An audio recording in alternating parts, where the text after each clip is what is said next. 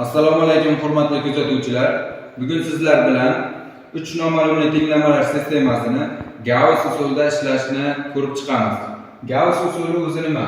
Gauss usuli noma'lumlarni ketma-ket yo'qotish yo'li bilan ishlanadigan usul.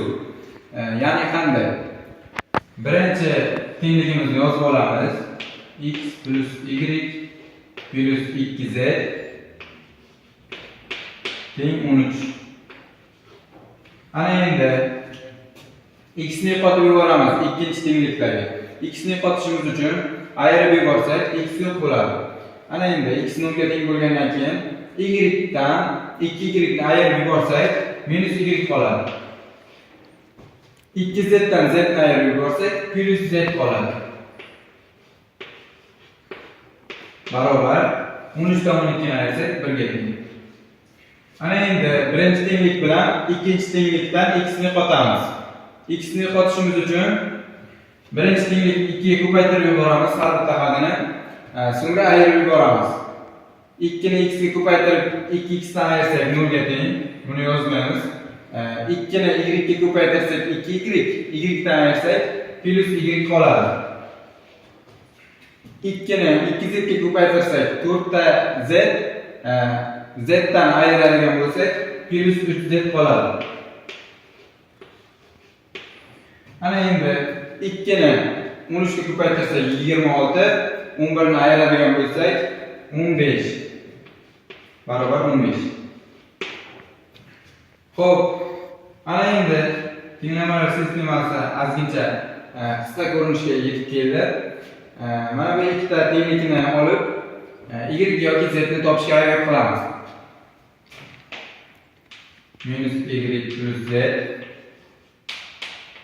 1 ga teng. Y plus 3 ta z 15 ga teng. Xo'p, bu sistemamizni qo'shib yuboradigan bo'lsak, y'lar yo'qolar ekan. Z ni 3z ga qo'ysak, 4 ta z barobar 16 ga teng bo'ladi. Shundan kelib chiqadiki, z imiz 4 ga teng. Z ni olib borib, z ni o'rniga qo'ysak,